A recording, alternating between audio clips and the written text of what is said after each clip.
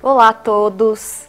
Hoje a gente vai tratar de um tema novo, recente na área da saúde e que eu percebi que muitas pessoas estão curiosas para saber sobre ele. Fizemos uma enquete recentemente e esse tema foi um dos primeiros, se não o primeiro, votado para que a gente fizesse uma aula. Então, de presente para vocês, nessa fase de quarentena, de que está todo mundo em casa, a gente resolveu gravar um curso sobre compliance na área da saúde, conhecida também como Healthcare Compliance.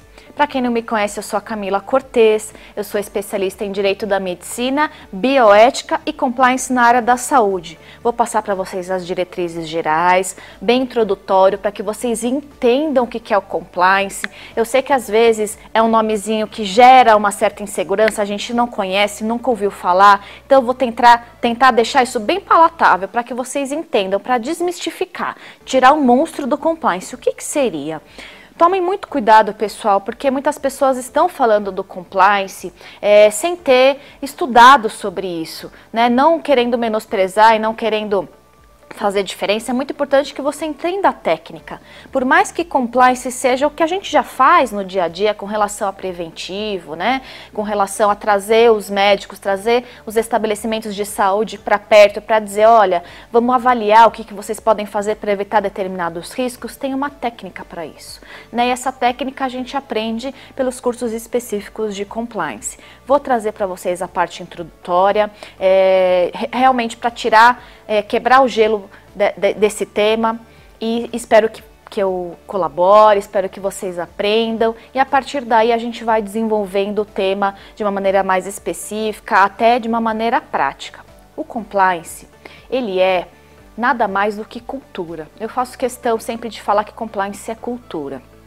Nós, principalmente advogados, a gente está bastante acostumado com regra normativa, então a gente procura tudo na norma, onde que está na norma, e eu sempre, quando dou aula de bioética, eu já trago para vocês sempre a questão, não adianta ir atrás da norma somente, né? A norma traz uma diretriz, mas a gente quer ir além, né? A gente quer ir além do que está na norma, porque o que está na norma nos traz a diretriz, mas o bom profissional vai além, e o compliance vai além.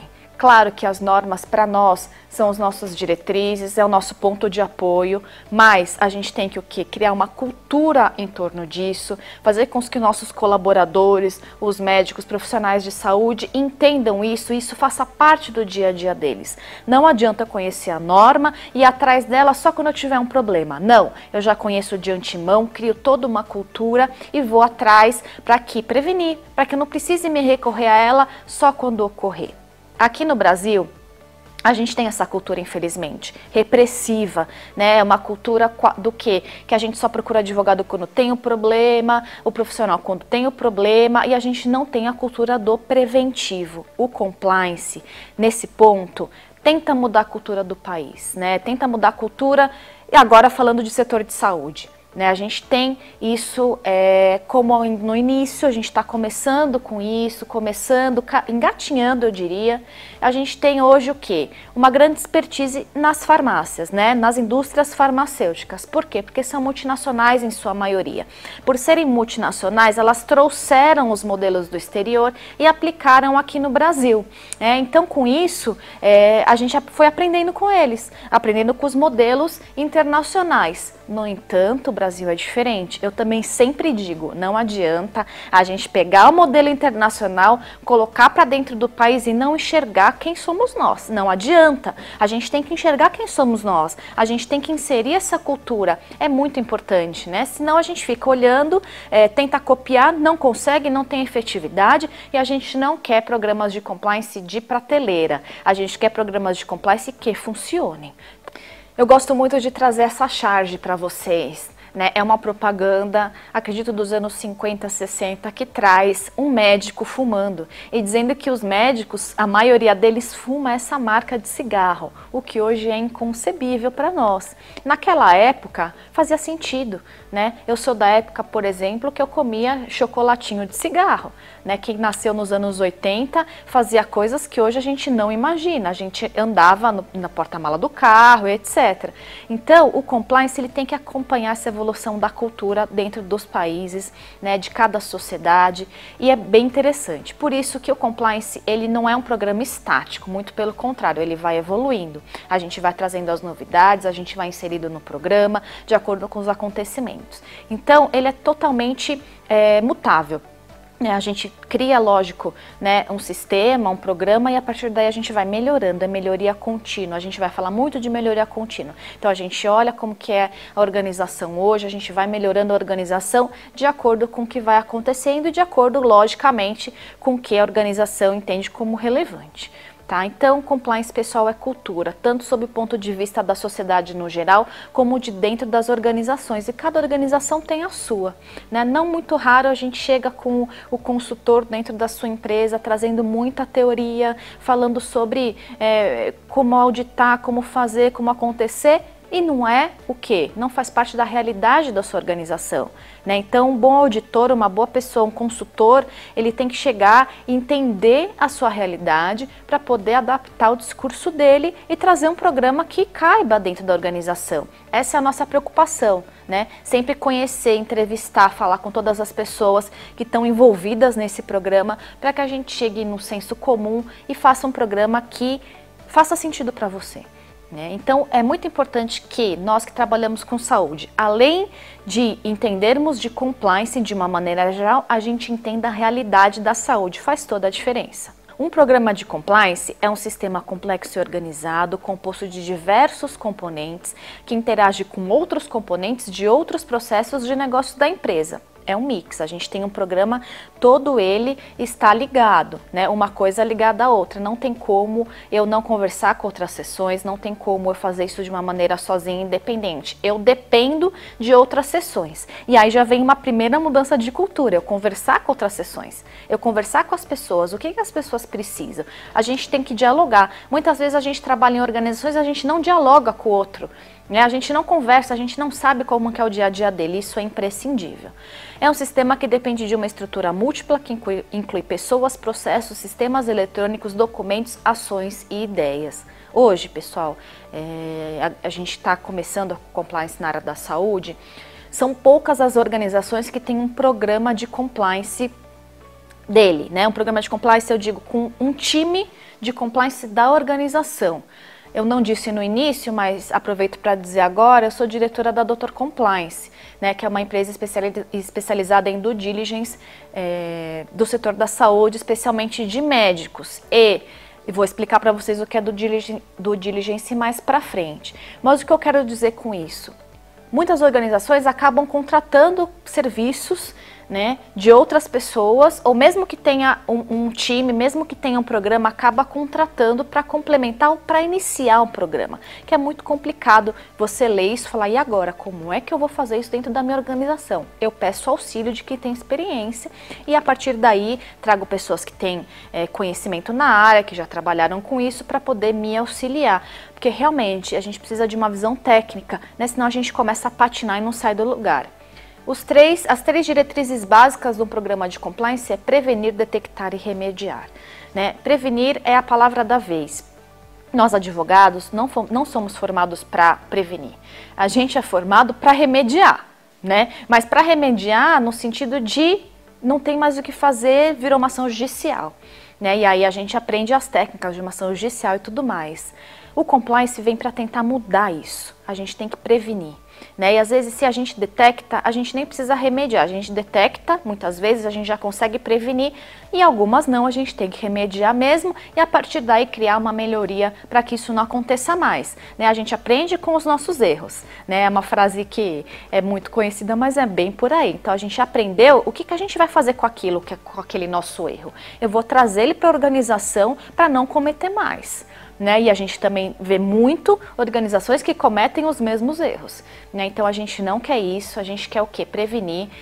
Camila, como que é possível eu olhar tudo? Realmente é impossível. É impossível, assim, sob o ponto de vista humano, é muito difícil a gente olhar todos os problemas e todos os gargalos que a organização tem, mas a gente vai trabalhar para olhar ao máximo, né? E para nós que trabalhamos com saúde, a gente tem aí um desafio imenso, porque os processos de saúde, eles são muito complexos, né? A gente tem vários códigos de conduta, né? Código de ética médica, de enfermagem, de farmácia, além de normas da legislação do Congresso Nacional mesmo, legislação ordinária. A gente tem uma gama de normas e que a gente percebeu que não dava mais para a gente conseguir seguir todas essas normas sem um sistema que me ajudasse, que me auxiliasse. O sistema do compliance, o programa de compliance, ele me auxilia a verificar essas normas, a observar se a minha organização está cumprindo ou não. Você que é advogado vai entender muito bem o que eu vou falar agora. Eu já disse para vocês que não basta eu conhecer de compliance, eu preciso saber da saúde. E o compliance, a gente consegue dividir entre material e processual. E aí, porque você do direito vai entender? Porque no direito a gente tem o direito processual e o direito material, né? A gente tem o processo civil e o direito civil, o processo penal e o direito penal, né? E no caso do compliance processual, em tese, ele é aplicável para qualquer tipo de organização, né? Qualquer organização vai usar os mesmos métodos, seja ela telefonia, banco, saúde, etc. Eu uso o compliance processual. Agora, o material é o tema de cada setor. Então, eu preciso estar muito familiarizado com os temas do setor da saúde, né? Entender como são esses processos complexos. E processos, né, vocês entendam a ordem em que as coisas aconteçam. Vou dar um exemplo de processo, como um material entra dentro de uma organização. Né, para evitar fraudes, esse material, quando ele entra, ele vem de um fornecedor que ele é escolhido. Eu faço a due diligence para saber se ele é um fornecedor idôneo, que não teve nenhum problema de corrupção, por exemplo. Ele vem entrando, né, o produto ele entra, ele é catalogado, ele vai ser armazenado num determinado lugar com um número, ele vai sair desses lugares, tudo anotado, é um processo do produto. E ele vai chegar na sala de cirurgia. Né? Ele tem que obedecer todo esse processo, por exemplo. Né? Se eu, por exemplo, também fiquei sabendo de alguma coisa que pode ser um ato de corrupção dentro da organização, tem um processo para isso. Eu faço a denúncia, essa denúncia vai para um setor, esse setor faz a investigação, seja interno ou externo, apura e dá o resultado. Tudo tem um processo. Né? A gente está acostumado no direito processo, um papel processo, vamos mais ou menos fazer uma analogia, é mais ou menos isso, são atos. Né? Então, cada situação de dentro de uma organização, no nosso caso um hospital e clínica, ele tem um caminho a seguir. Então é importante que a gente tenha isso desenhado para que não ocorra nenhum tipo de corrupção, né? E que a gente vai falar bastante de corrupção daqui a pouquinho. O processual, como eu já tinha dito, são as regras, né? Na verdade, assim, tudo o que envolve dentro do sistema que pode ser, em tese, aplicado para qualquer setor.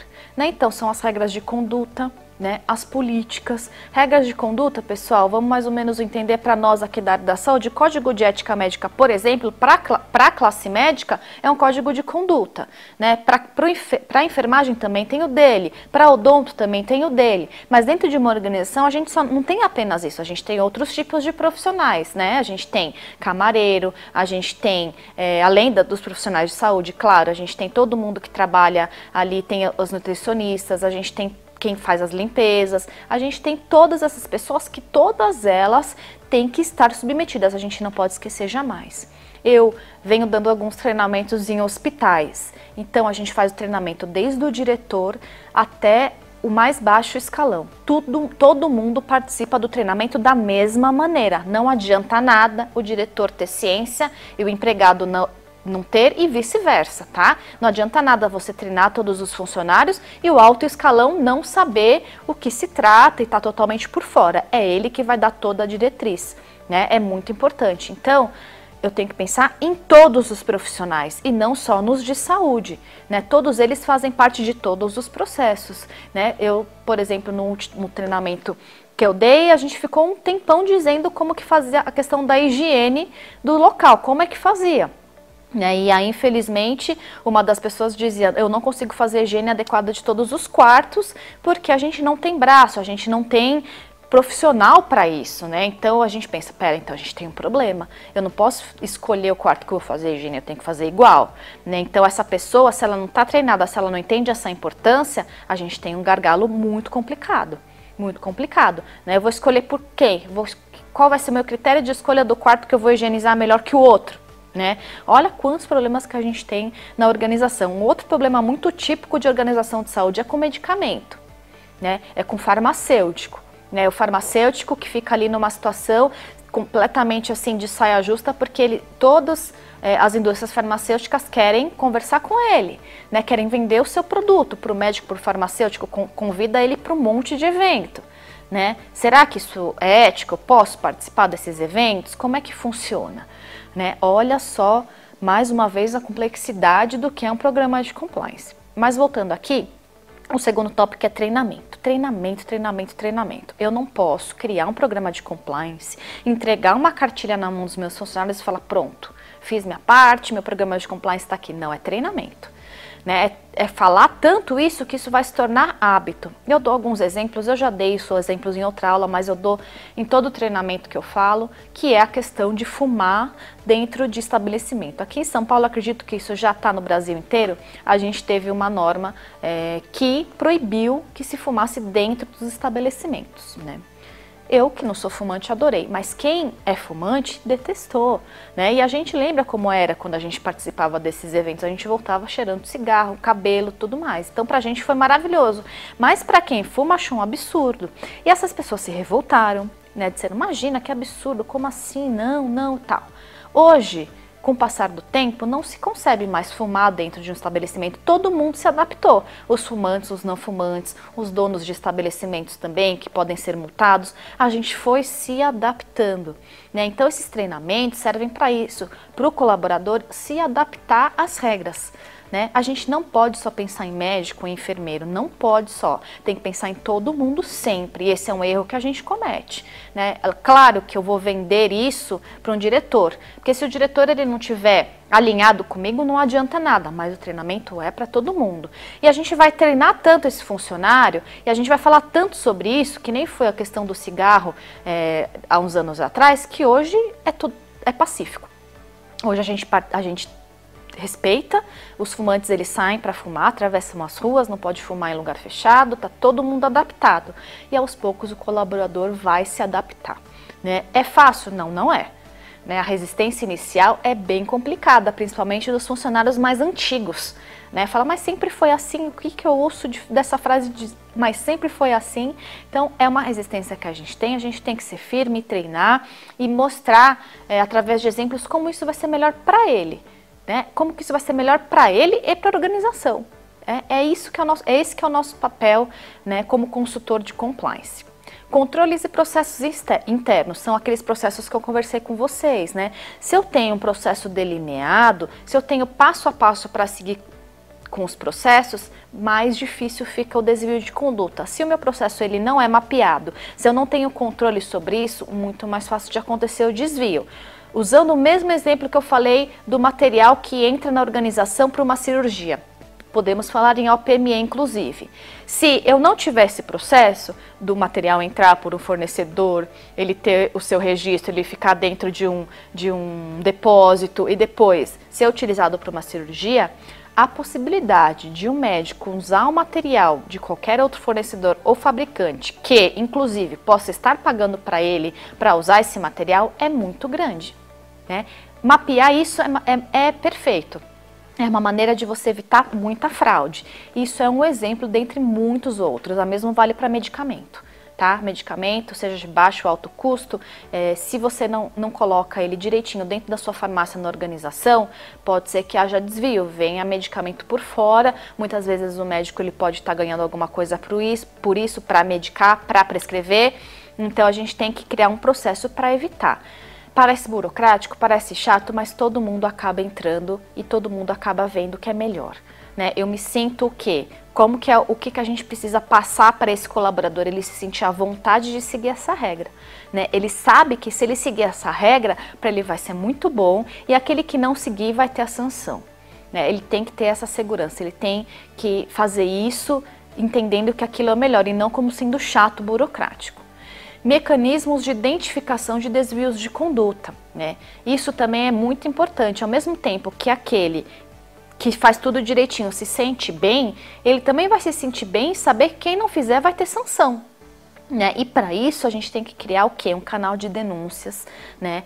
Para quê? Para que cada colaborador que veja algum ato eventual de corrupção, ele possa sim falar sem ser identificado, e isso vai ser apurado, né? Porque nada melhor em qualquer lugar que a gente se fiscalize, né? Fiscalizar os seus pares pode ser muito, muito vantajoso. Não quer, e aí não é para criar um ambiente de caça às bruxas, não é essa a intenção, mas é criar um ambiente que eu me sinta satisfeito, que eu me sinta à vontade de agir de maneira ética, né? Porque hoje o Brasil, eu posso falar, né, do Brasil por viver aqui, a gente está acostumado com o ambiente antiético. A gente está acostumado a ver que pessoas que fazem coisas de maneira antiética não serão punidas. E a gente vai entender como isso vem mudando com o tempo. Mas, de maneira geral, a gente está acostumado com esse ambiente. Quem nunca aqui já pensou em fazer alguma coisa antiética? Como? Pagar para tirar a carteira de motorista, para limpar os seus pontos também na sua carteira, né? Ou então pagar, quem sabe,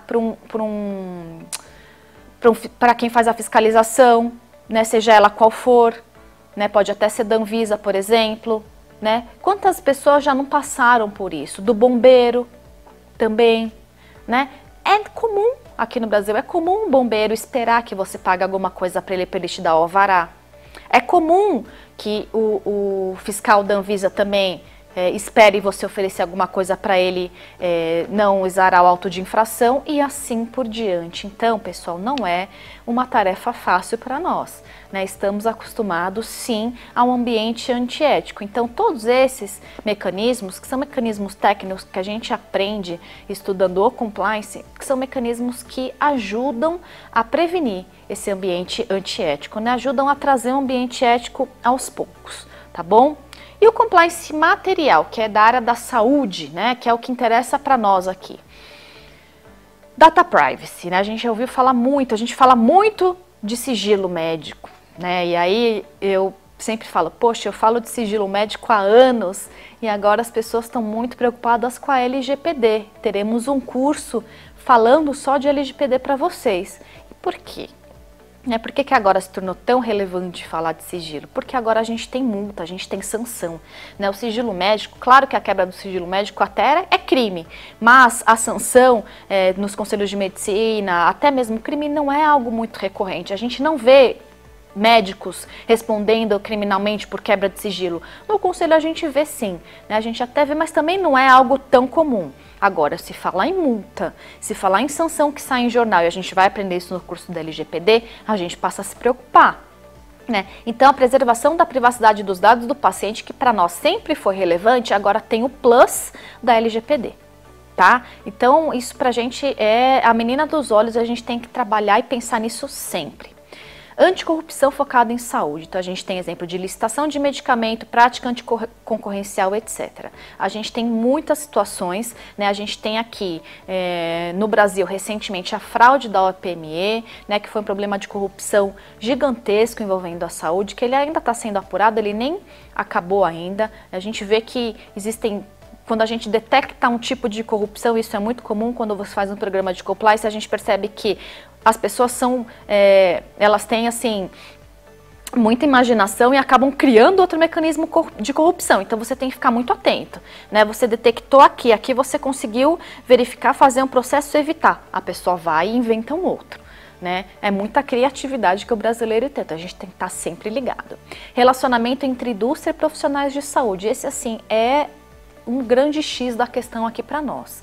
Olha a situação que a gente tem uma indústria farmacêutica que quer vender para o médico Mas ele não pode fazer isso de forma direta. Por quê? Porque o médico ele tem independência na sua prescrição e a gente sabe disso.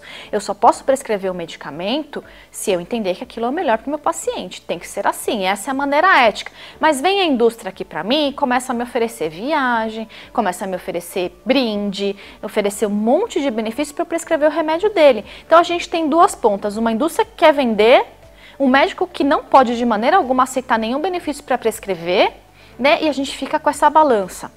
Como que a gente vai equilibrar isso, equalizar?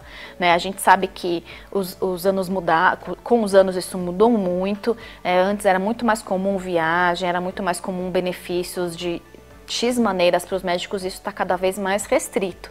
Por quê? Porque justamente você oferecer isso, você força o médico a prescrever o seu remédio, que nem sempre é melhor para o paciente, né? E isso é antiético sim, tá? E a gente precisa prevenir, né? Precisa prevenir, inclusive para coisas pequenas, como olhar, prestar muita atenção nos eventos em que seus colaboradores estão indo, para ver se são eventos idôneos, se são eventos científicos realmente, ou são eventos que querem vender medicamento. Né? Isso já é um dos gargalos também, que a gente precisa olhar numa organização, né? E sempre tem que ter o aval do time do compliance a ida desse profissional para esse tipo de congresso e evento. Né? Porque às vezes tem muitos eventos travestidos de, na verdade, algo para vender. E a gente não pode admitir isso, tá? Se for científico, para mostrar o benefício é uma coisa. Né? Mas se for simplesmente para vender, a gente não pode participar disso. Por quê? Porque a gente quer ter o quê? Uma organização idônea, ética, né? E isso cada vez mais vai fazer com que eu me destaque no mercado. Quando eu falar de instituição privada, né, a gente não pode negar que tem uma competição entre elas. Por mais que a finalidade principal seja o meu paciente, seja o bem para ele, tem toda um mecanismo por trás de hotelaria, de atendimento, de fachada, de sistema, que faz com que o paciente opte por um ou por outro.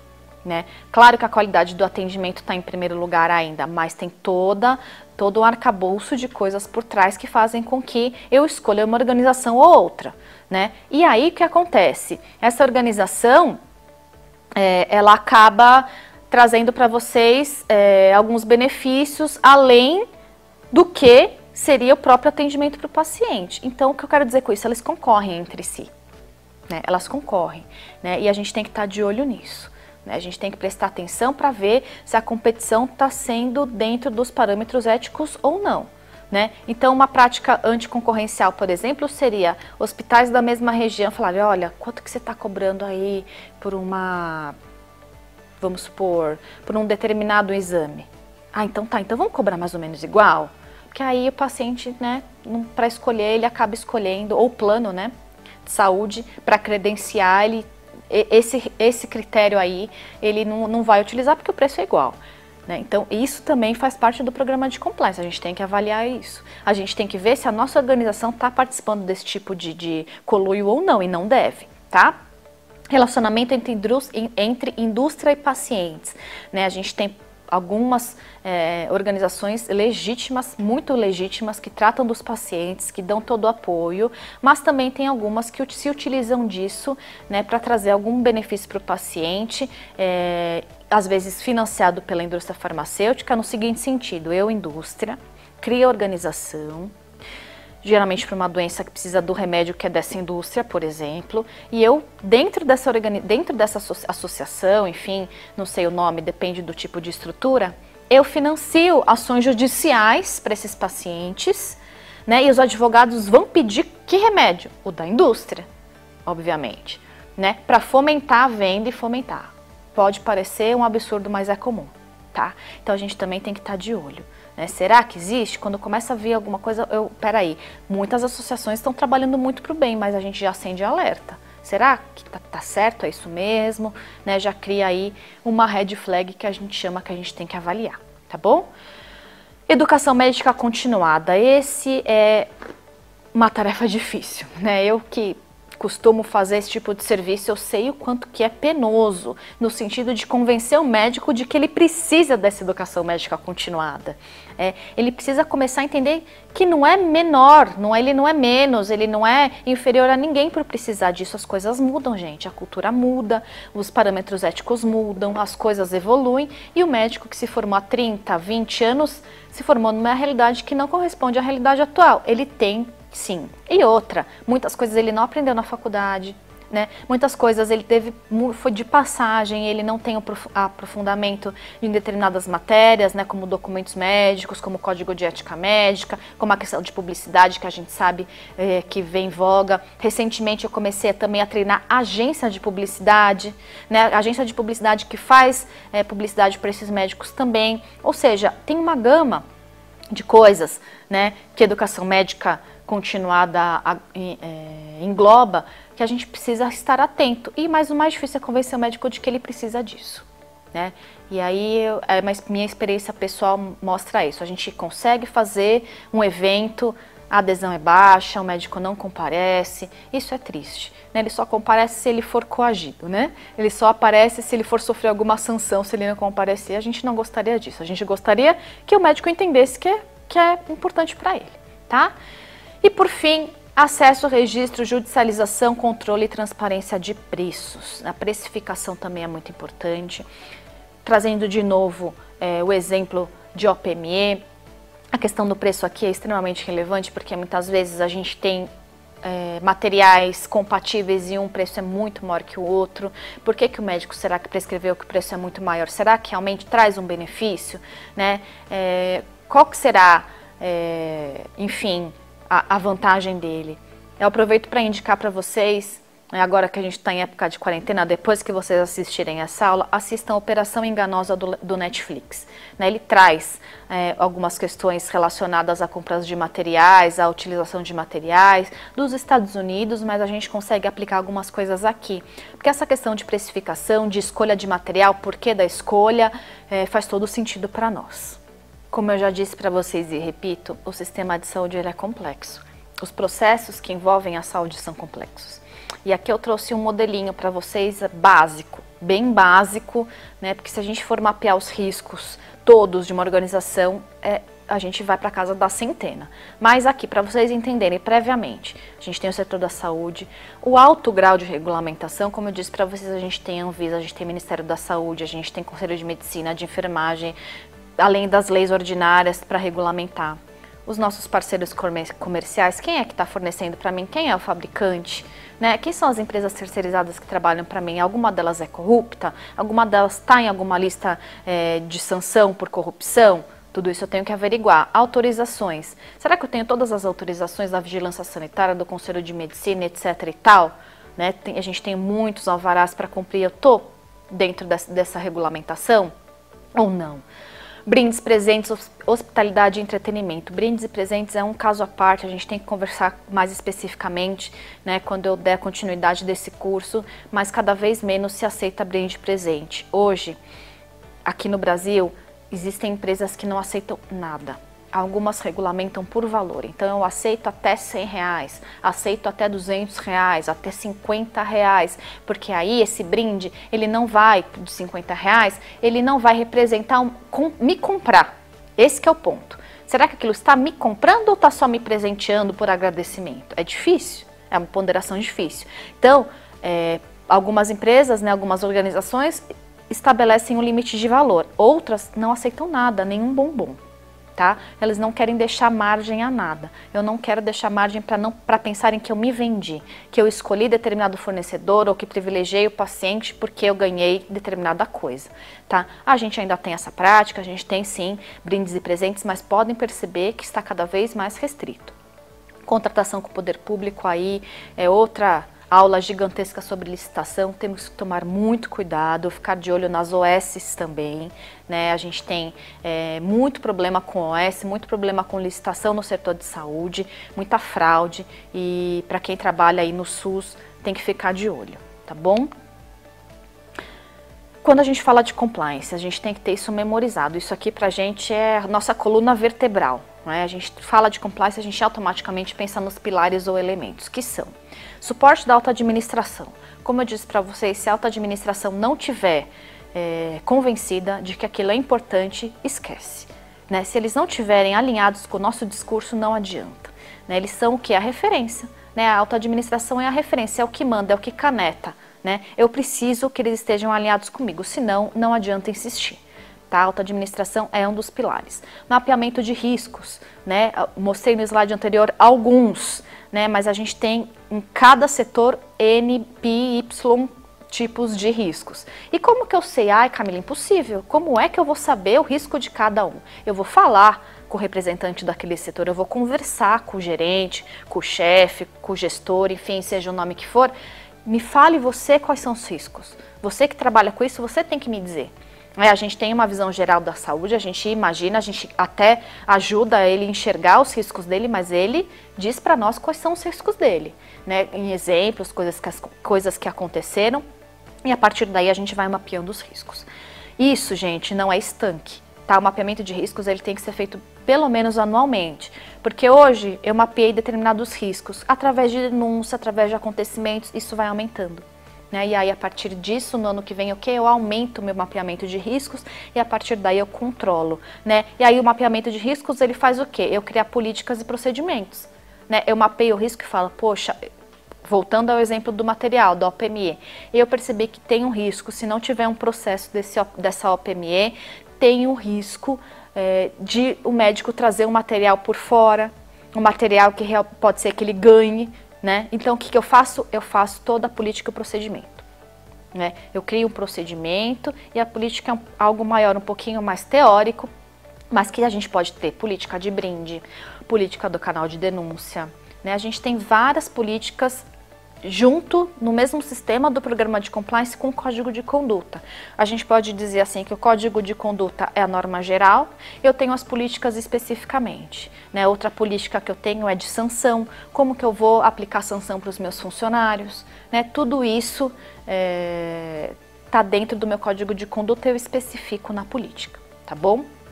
Controles e processos internos, eu preciso sempre estar de olho nesses meus controles, isso através de tabelas, tem sistemas próprios para isso, tá, gente? Tem sistemas, né, softwares que cuidam desse tipo, mas também qualquer tabelinha de Excel funciona também, né? Então, entraram tantos medicamentos aqui, eu tenho que controlar, eu tenho que saber qual é a quantidade, quanto saiu, né? Isso é muito importante, eu tenho que saber, tenho que controlar, né? Mais uma vez, não é burocratizar, é a partir daí entender se teve um problema ou não, eu só vou saber se eu controlar. Né? Número de médico de corpo clínico também, como que ele entra na sua organização, eu faço algum tipo de controle da entrada dele? Né? Qual que é o controle da entrada desse médico dentro da minha organização? Qual que é o risco que eu trago de trazer esse médico? Eu olho para ver se ele teve processo, punição no conselho, se ele é sócio de alguma empresa, se ele é sócio de algum fornecedor de uma indústria farmacêutica, se ele é speaker de alguma indústria farmacêutica, né? Se ele já apareceu no Google, se ele tem algum problema reputacional. Eu já olhei tudo isso. As organizações, infelizmente, não olham. Elas se contentam com o número de CRM, número de especialidade e acabou. Não pode ser assim. Eu estou trazendo um risco para a minha organização. E eu sempre digo, o que será que vai sair no jornal se esse médico fizer alguma coisa na sua organização? O que vai sair? Fulaninho de tal ou é o nome da organização que vai sair, com o timbre, vai sair toda a logo da organização? Você pode ter certeza que é a organização. Então você, que é gestor, você precisa fazer esse trabalho. E é justamente isso que eu faço na Dr. Compliance. A Dr. Compliance, ele faz toda a busca, tanto em termos de processo reputacional desse médico, para saber se eu, enquanto organização, quero trazer esse médico para trabalhar aqui. Será que eu quero? Será que eu quero correr esse risco? Será que está tudo bem? Obviamente que esses médicos são a minoria, mas mesmo assim a gente precisa estar atento e precisa de tempos em tempos avaliar de novo como é que está a vida desse médico. E isso, pessoal, está totalmente ok, está dentro da nossa legislação. A gente deixa isso para um próximo capítulo para falar sobre a due diligence de uma maneira mais específica, mas coloquem isso no radar de vocês, o quanto isso é importante, né, dentre alguns... Não vou falar mais de due diligência aqui no final, mas é muito importante que a gente saiba sobre isso, quais os processos que eu estou fazendo dentro da minha organização. Treinamento e comunicação, mais uma vez, né? Tudo tem que ser muito transparente. É muito transparente. Eu não posso criar uma política e não publicar, e não passar para os meus funcionários, para os meus colaboradores, para os médicos, para todo mundo. Todo mundo tem que ter fácil acesso, né? E mais do que isso, alguém tem que ir lá treinar. Não funciona, e aí é uma questão de ser humano, eu fazer um caderninho e entregar. Se você fizer uma enquete ali, não vai ser 10% que leu. Eu tenho que treinar. É cansativo para todo mundo, para quem treina, para a organização, que tem que criar toda uma sistemática aí de treinamento, mas é importante, é um do pilar. Sem ele eu não posso falar que eu tenho um programa de compliance, tá? O canal de denúncias, mais uma vez, é onde o funcionário, o colaborador se sente confortável em fazer a denúncia. Eu vi que tem algum ato de corrupção aqui, ou eu acho que tem, eu vou lá e denuncio para que alguém apure. Tá? Não é fofoca, e aqui também tem esse problema, né? A gente tem esse problema cultural da fofoca. Ai meu Deus, então vou falar, eu aprendi na escola que aquele que dedura não é uma boa pessoa, né? Isso também é uma mudança cultural. Aqui a gente está querendo falar o contrário. Não, você tem que ir lá, entre aspas, dedurar, né? Falar o que você viu, porque o quê? Reforçando, a gente se fiscaliza, tá bom? Investigações internas, ela decorre desse canal de denúncia muitas vezes, né? Então veio uma denúncia, eu faço a investigação interna. Hoje, para você ter uma investigação interna dentro de uma organização que a própria organização faça, é raro, né? São poucas as organizações hoje, dá para contar nos dedos a que faz essa investigação interna, mas existem empresas próprias que fazem essa investigação, escritórios de advocacia, que são especializados nessa investigação. Para vocês terem uma ideia, não querendo amedrontar e nem querer trazer sensacionalismo, mas no nosso curso de compliance, quando eu aprendi investigação interna, eu aprendi com a gente da FBI, né? Só para vocês entenderem, a gente aprende as técnicas de investigação, tá? Auditoria e monitoramento, a gente precisa muito aqui de pessoas que são especialistas em auditoria, porque nós advogados não somos, a gente tem que contar com quem nos ajuda com relação a isso, a gente aprende, mas eles são muito especialistas, eles fazem as tabelas deles, auditoria, as técnicas de auditoria, para nos ajudar a ver se os procedimentos estão sendo cumpridos, né? Se teve algum desvio, se teve alguma falha nesse processo, para a partir daí a gente detectar, se for o caso, a gente aplica uma sanção, ou aplica uma melhoria, ou cria uma política, essa que é a lógica da auditoria e monitoramento. E por fim, a due diligence. A due diligence, que eu estava falando e repito aqui, é trazer para dentro da organização médicos, profissionais da saúde, fornecedores que sejam idôneos, né? E a gente tem que fazer um trabalho para isso.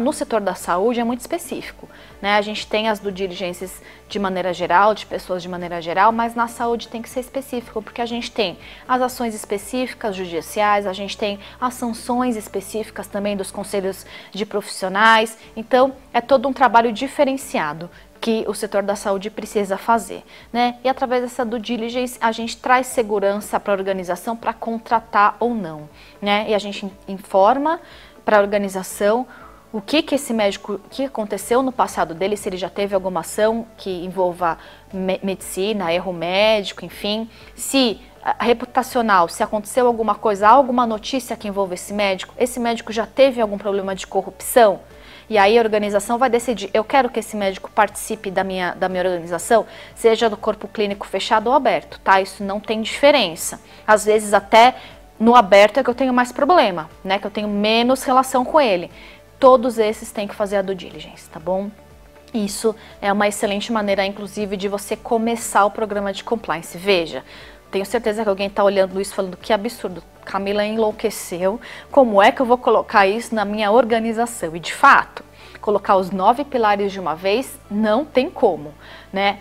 É um trabalho que eu nunca vi, pelo menos, alguém conseguir fazer isso no setor da saúde, tá? A gente começa aos poucos, então a gente faz um pilar, amadurece, faz o outro, amadurece, e a due diligence é uma maneira excelente de você começar, né? A gente percebeu, trabalhando com isso, que a due diligence não é feita, e quando é feita, é mal feita, não por má vontade, não por isso, mas é por falta de conhecimento mesmo, porque hoje o mercado não oferece a due diligence efetiva, a due diligence que tem que ser feita com os bancos nacionais, que busca sanções relativas aos profissionais de saúde, tá? Então a Dr. Compliance, que está em parceria aqui com essa aula, ela criou esse sistema para que faça due diligence, para que a organização esteja segura em contratar aquele médico. E olha só, isso é muito importante também. O papel de quem trabalha com compliance é trazer para o diretor, que é quem decide, os riscos. Tá? A gente, quanto compliance officer, a gente tem que tirar um pouquinho a vestimenta do advogado. A gente fala assim, olha, como compliance officer, né, ou como consultor de compliance, enfim, você tem que falar, olha, organização, olha, diretor, o risco de você contratar esse médico é esse. Mas a decisão é sua, né? Você leva a decisão, você orienta através da due diligence, por exemplo, de um relatório, dizendo, olha, a gente verificou que há um problema aqui na reputação dele, tudo bem? E aí é a escolha da organização, tá bom? É esse trabalho que a gente faz, tá? A gente tem esse trabalho, às vezes, até antipático e mal visto, né, de ser o chato da organização. Já chegou o pessoal do compliance, que fala não pra gente. Não, nosso papel é alertar, falar, olha, existe esse risco aqui de contratar esse profissional. Tá bom? É um universo novo pra gente, né? Por isso que é importante que vocês aprendam a fazer direito, né? Tem muita gente vendendo compliance sem ser compliance, tá bom? É realmente algo complexo. E aqui eu trouxe para vocês mais uma vez o programa completinho, né? Mais uma vez o suporte da alta administração, políticas, procedimentos e código de ética em conduta. Eu vou só fazer um parênteses aqui. Quando a gente treina as pessoas na organização, falei para vocês que é desde o diretor até todo tipo de funcionário, né? Qualquer funcionário dentro da organização, a gente tem que treinar todos. Mas, para o médico, por exemplo, é muito importante que você dê o treinamento do Código de Ética Médica também, porque além das normas da organização, ele também tem que cumprir as normas do Código de Ética. Então, o treinamento do médico é duplo. A gente tem essa obrigação de treiná-lo com relação ao Código de Ética também, além do Código de Conduta da organização. Canal de denúncias, investigações internas, né, e remediações, né, porque a partir daí a gente pode aplicar uma sanção, a gente pode verificar o procedimento, onde está o furo, por que aconteceu determinada coisa, monitoramento e auditoria interna, do diligência que eu conversei com vocês, treinamento, comunicação, mapeamento e gestão de riscos. Esse aqui é o programa de compliance certinho, que muitas vezes eu não consigo fazer de uma vez, e eu sugiro sempre começar para o Código de Ética e Conduta e Políticas, e a do diligence também, canal de denúncia, e obviamente suporte da alta administração, não tenha dúvida, né? Isso daí é na verdade requisito, né? Sem isso a gente não consegue aplicar um programa.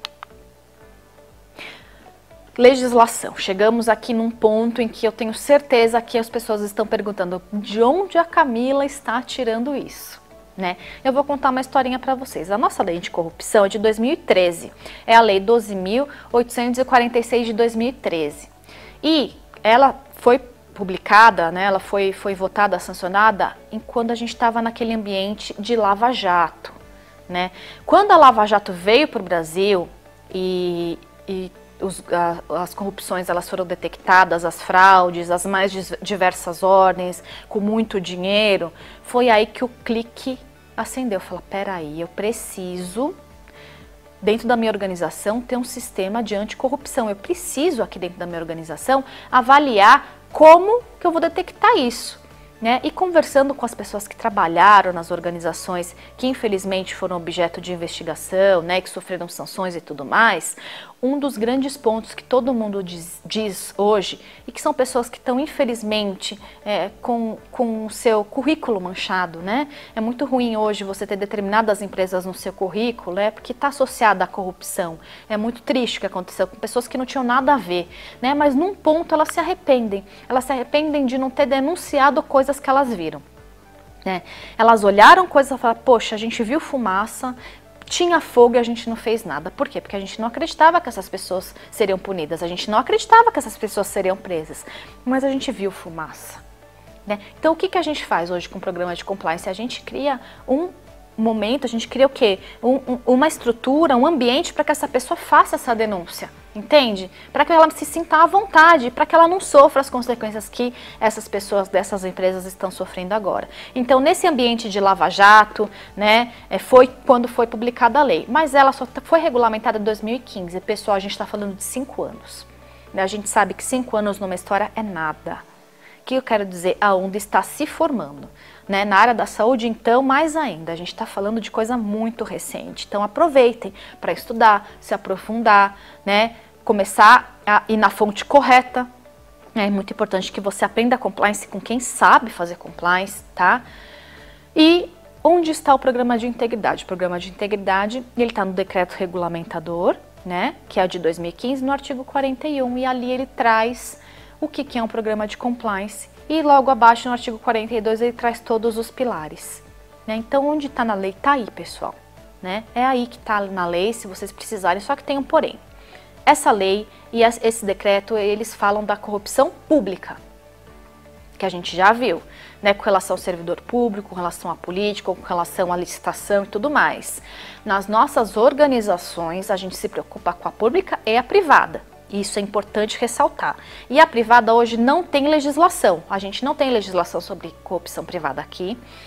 Tem projeto de lei sobre isso e eu digo para vocês, ela muitas vezes é mais relevante do que a pública. Ela causa mais prejuízo do que a pública. Embora a pública apareça no jornal, né, e a gente sabe que as que aparecem no jornal é só a pontinha do iceberg, porque lá para baixo tem muita corrupção.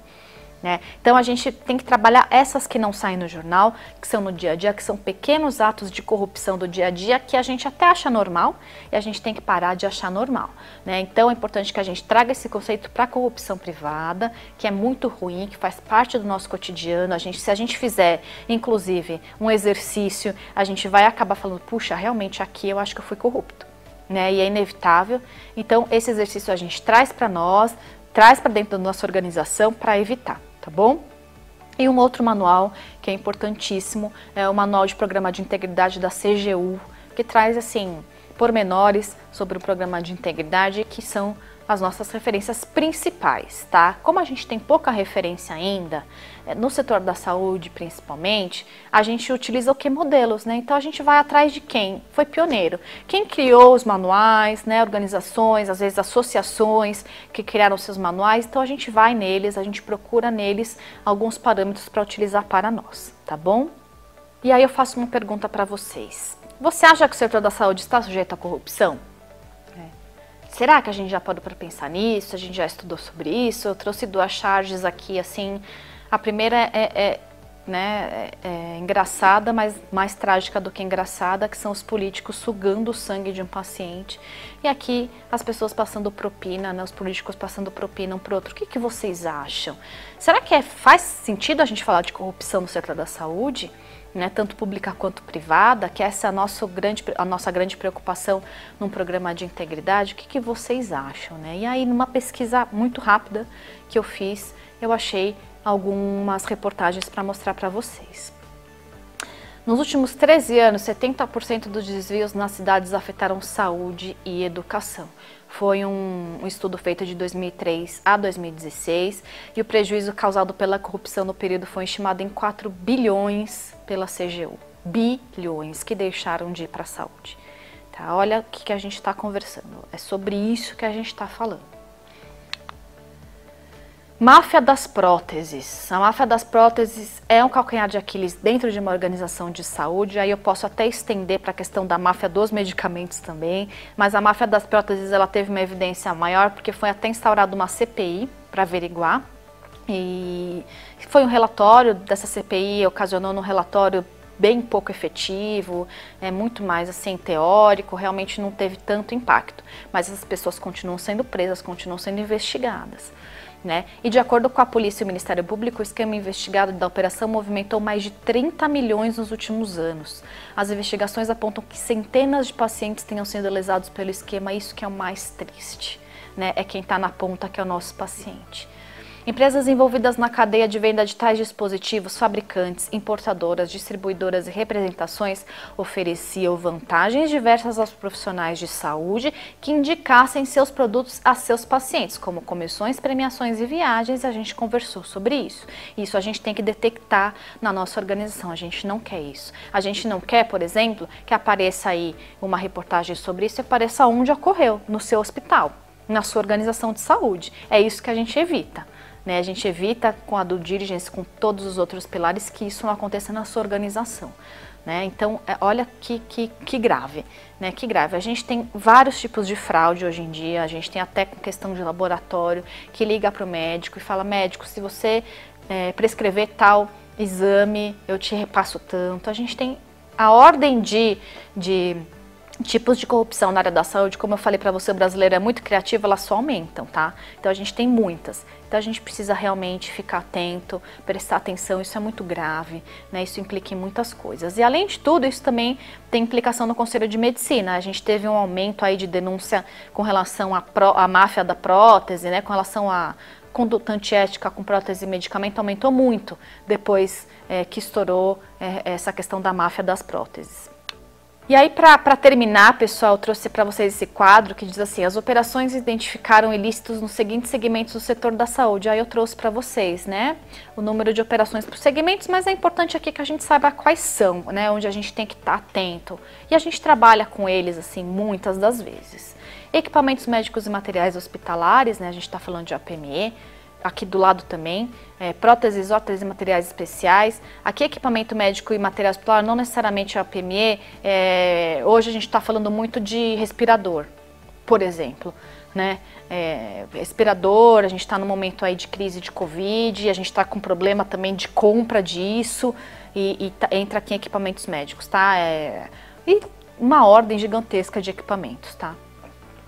Questão até de pequeno, né? Às vezes é no pequeno que a gente vê de seringa, de luva. Hoje também está com problema de luva, problema de máscara, tudo isso entra aqui. A OPME, medicamento, a gente já falou bastante sobre isso, a gente tem que estar de olho, porque os médicos, eles são todos os dias levados para isso, né? Para prescrever um medicamento, e às vezes são levados por uma contraprestação, né? Ah, você vai ganhar tal coisa se você prescrever meu medicamento. A gente tem que lembrar que a indústria farmacêutica vive do lucro, né? A indústria farmacêutica é a segunda indústria mais poderosa do mundo, ela só perde para a indústria bélica, e considerando que no Brasil a gente não tem indústria bélica, é a indústria mais poderosa do Brasil. A gente está falando de quem tem a maior fortuna no Brasil, é a indústria farmacêutica, então a gente tem que ficar de olho nela, tá? Não subestime o poder dessa indústria.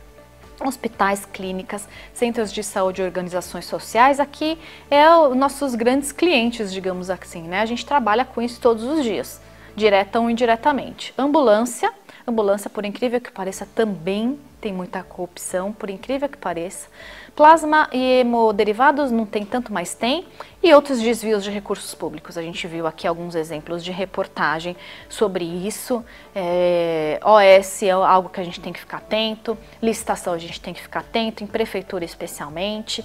É importante que a gente abra um pouquinho a nossa visão, a gente saia da seara do erro médico, da seara do Código de Processo Ético, né? A gente fala, peraí, né? A saúde é muito mais do que isso, é isso também, mas a gente tem aí muita coisa para trabalhar, para melhorar. E sempre pensando onde? No nosso paciente, pensando que ele pode ser privilegiado, ele pode ser muito beneficiado com um processo transparente, com um processo que ele consiga enxergar, né? E a partir daí, pessoal, a gente tem aí muitas coisas para explorar nesse tema.